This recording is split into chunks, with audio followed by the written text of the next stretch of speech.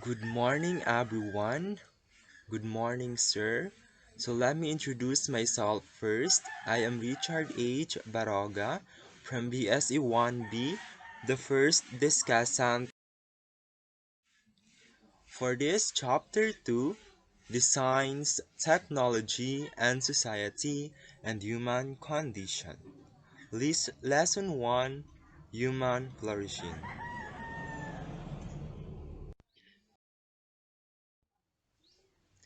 So our objectives at the end of the lesson, the students should be able to first identify the different conceptions of human flourishing.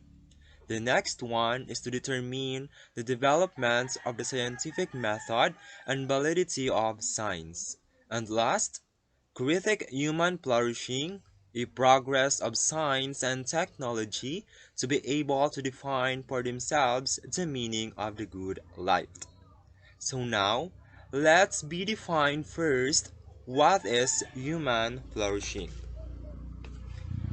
Eudaimonia, or literally a good spirit, is a term coined by the renowned Greek philosopher Aristotle to describe the pinnacle of happiness that is attainable by humans. A human flourishing simply mean ability to live a good life. What is it all about? Ability to live a good life that is rooted in Aristotelian ethics. It values health intrinsically and applies universally to all human lives. Human flourishing embraces our shared humanity and serves everyone's interest. All people should have the condition for flourishing and realizing their ability to be healthy. They can use their values, talents, and abilities in pursuit of their own goals and health.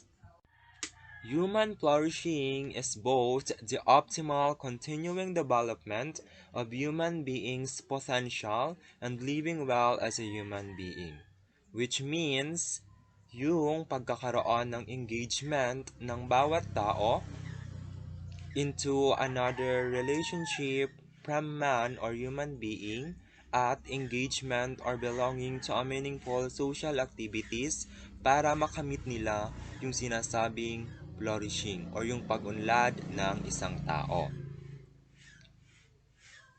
Lahat ng bagay ay may hangganan, and everything we do has the result that we deserve to have.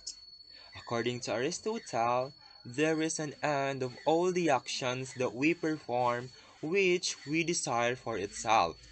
At ito na yung tinatawag nating eudaimonia, which is we define at the first slide as a good spirit. Eudaimonia, which means flourishing or happiness in short.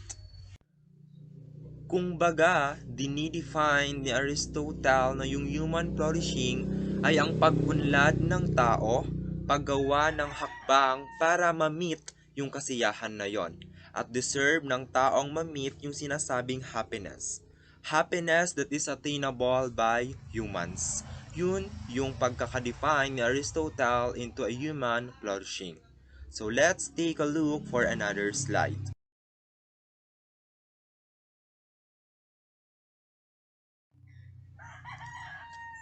This was translated to human flourishing into literature, arg- arguably liking to humans flowers achieving their bloom. So sa literature naman, ikinumpara ni Aristotle yung tao sa isang bulaklak. Yung pag-unlad ng tao sa pamumulaklak o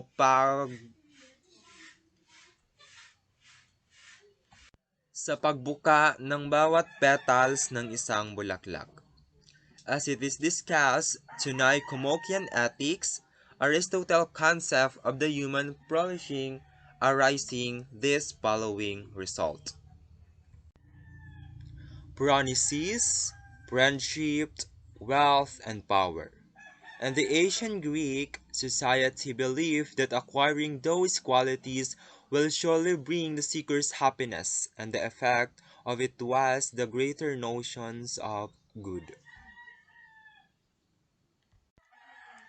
Virtue of ethics, cultivation of virtue, is the way to achieve human flourishing. Aristotle, a virtue is a stable disposition to act and feel according to some ideal or model of excellence, a deeply embedded character trait that can affect actions in countless situations. So as you can see in this slide, ito po yung virtue ni Aristotle, the eudaimonia. So I can read that. Think of a flower. If you water it, gives it enough light. Maybe feed it a little, then it will grow and bloom. Humans beings can flourish like a plant. So yung virtue ni Aristotle na yung pag-unlad ng tao, katulad nga nung sinabi ko kanina, yung pag-unlad ng tao ay ikinumpara sa pamumulaklak ng isang halaman. Humans' developments compare to a plant on how it grows and blooms. That is Aristotle's virtue, the eudaimonia. So let's go into the next.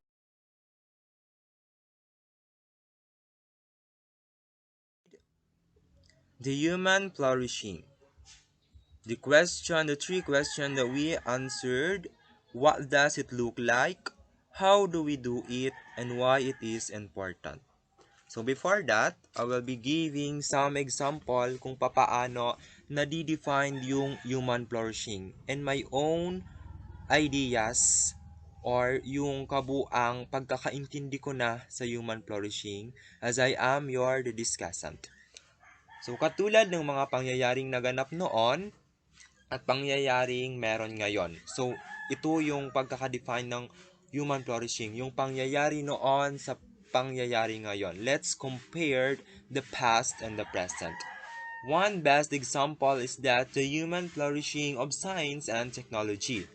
Kung papaano naging maunlad ang tao dahil sa siyensya at teknolohiya. Mapapansin natin na this new generation is more developed and progressed compared than before. Sa papaanong paraan?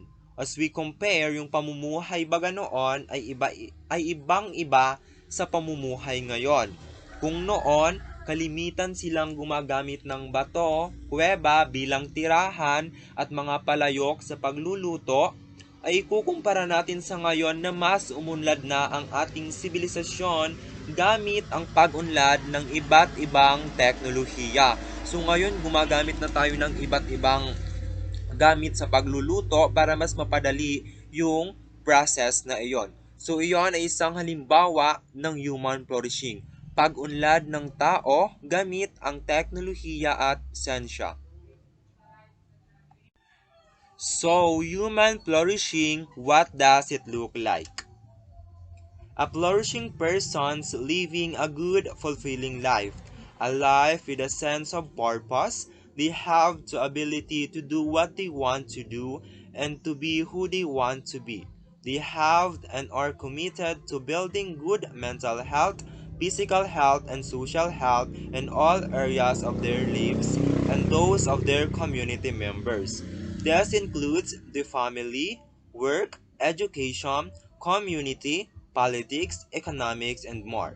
A flourishing, a flourishing person has the ability to help their bodies thrive, their emotional needs met, the trust and cooperation to function social settings, and the ability to use their reasons for individual and collective ends.